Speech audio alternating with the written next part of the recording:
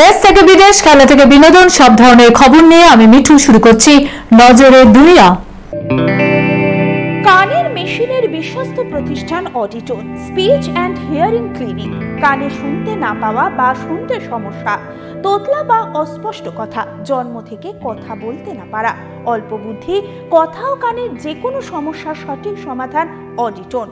অভিজ্ঞ চিকিৎসকদের পরিষেবার সাথে পাবেন কানে শোনার পরীক্ষা ও যন্ত্র, কান ও গলার ছবি, speech therapy, OAE, BERA, ASSR, ENG, VNG, ইকজি, ভেস্টিবুলার, সাইকোলজিক্যাল পরীক্ষা ও কাউন্সিলিং। বিশদে জানতে যোগাযোগ করুন।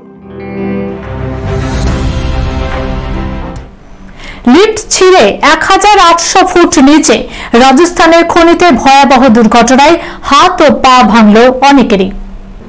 রাজস্থানের তামার খনিতে লিফট ছিঁড়ে ভয়াবহ দুর্ঘটনা। মঙ্গলবার রাতে এই দুর্ঘটনা ঘটেছে রাজস্থানের ঝুনঝুন এলাকার হিন্দুস্তান কপার লিমিটেড কলিহান খনিতে। দুর্ঘটনার সময় লিফটে ছিলেন এক আধিকারিক সহ 14 জন। দুর্ঘটনার খবর পেয়ে প্রায় সঙ্গে সঙ্গে শুরু হয় উদ্ধার কাজ। শেষ পাওয়া খবরে 14 জনকে উদ্ধার করে হাসপাতালে পাঠানো হয়েছে।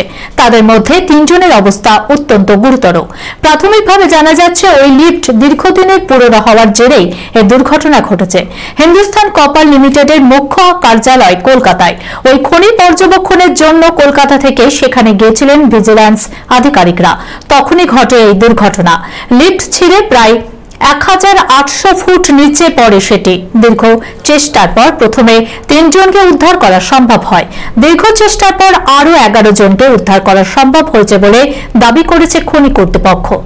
রিপোর্ট অনুযায়ী গত সোমবার থেকে ওই খনিতে পর্যবেক্ষণের কাজ চলছিল। মঙ্গলবার সন্ধ্যা নাগাদ খনিতে এসেছিল এক আধিকারিক সহ 14 জনের ভিজিল্যান্স টিম। রাত 8:10 নাগাদ খনি থেকে বেরোনোর সময় লিফট ছিঁড়ে এই দুর্ঘটনাটি ঘটে। চীনকে রুখতে ইরানের সঙ্গে বন্দর চুক্তি, ভারতের উপর নিষেধাজ্ঞার হুমকি আমেরিকার। ইরানের চাবাহার বন্দর নিয়ে চুক্তি করেছে ভারত।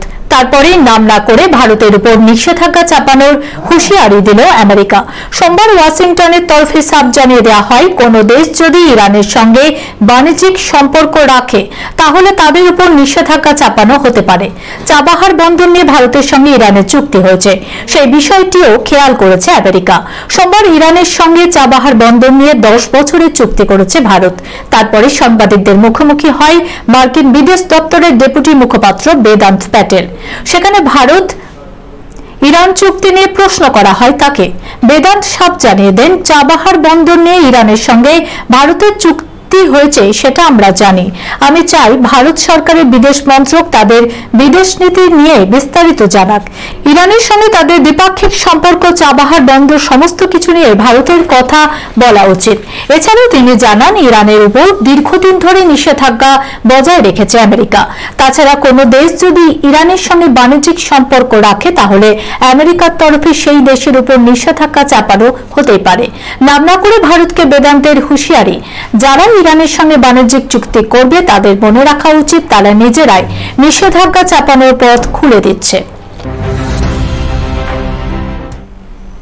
30 বছর আগেই মৃত্যু হয়েছে মেয়ের। সেই মৃত মেয়ের জন্য পাত্রের খোঁজে বিজ্ঞাপন দিল পরিবার। কিন্তু কেন? দেখুন, গল্প উপন্যাস নয়, ওটিটি প্ল্যাটফর্মে কোনো থ্রিলারও নয়, বাস্তবে ভূত বা আত্মার বিয়ে দেখতে চলেছে বেঙ্গালুরু। 30 বছর আগে মেয়ের মৃত্যু হয়েছিল। সেই মৃত মেয়ের বিয়ে দিতে সংবাদপত্রে বিজ্ঞাপন দিয়েছে পরিবার। মেয়ের আত্মার জন্য উপযুক্ত জামাই আত্মার খোঁজ করা হয়েছে বিজ্ঞাপনে। এই ঘটনা কিছুতেই হজম হচ্ছে না অনেকেরই।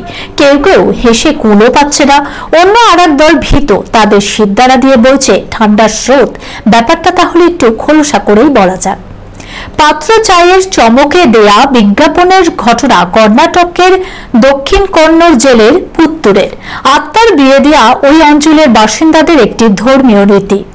এই প্রথাকে স্থানীয়রা বলে থাকেন কুলে মাদিনে অথবা প্রেত মাদুভে। সপ্তাহ খানেক আগে সংবাদপত্রে ব্যতিক্রমী বিজ্ঞাপনটি প্রকাশিত হয়, যেখানে বর্ণ গোত্রের উল্লেখ করে মৃতা মেয়ের জন্য পাত্রের আত্মার খোঁজ করা হয়েছে। এমন পাত্রের দাবি করা হয় যিনিও 30 বছর আগে প্রয়াত হয়েছেন। মৃতা পাত্রীর বাড়ির লোক জানান, বিজ্ঞাপন দেখে কমপক্ষে 50 জন তাদের সঙ্গে যোগাযোগও করেছেন। আগ্রহীদের মধ্যে থেকে কোনো এক পাত্রকে পছন্দ হলেই রীতি পালনের জন্য দিনক্ষণ চূড়ান্ত করা হবে। কুলে মাধ্যমে অথবা প্রেত মাধ্যমে রীতির উদ্দেশ্য হল অবিবাহিত অবস্থায় মৃত পরিবারের সদস্যদের অপূর্ণ ইচ্ছে পূরণ। স্থানীয়রা মনে করেন, মৃতের বিয়ে দিলে জীবিতদেরও বিয়ের বাধাও দূর হয়। হাতে করিনা লেখা ট্যাটু মুছলেন সৈফ আলী খান, কিন্তু হঠাৎ কি হলো দেখুন। হাতে ছিল স্ত্রী করিনা কাপুর খানের নাম লেখা ট্যাটু। বহু বছর ধরেই সেই ট্যাটুকেই লালন পালন করেছেন সৈফ আলী খান, কিন্তু হঠাৎ করে সৈফের হাত থেকে গায়েব সেই ট্যাটু। তা হঠাৎ বইয়ের নাম হাত থেকে মুছলেন কেন নবাব? তবে অনেকেই মনে করছেন, করিনার ট্যাটু মোছেননি সৈফ, বরং নতুন ছবির নতুন চরিত্রের জন্য হয়তো এই ট্যাটু ব্যবহার করেছেন, যা কিনা অস্থায়ী। তবে এখনো পর্যন্ত এই নিয়ে মুখ খোলেননি সৈফ আলী খান। এই খবরের সঙ্গে শেষ করলাম আজকের নজরে দুনিয়া। আপনারা দেখছেন টিভি 24 বাংলা, সংবাদ বিনোদন সারাদিন সারাক্ষণ।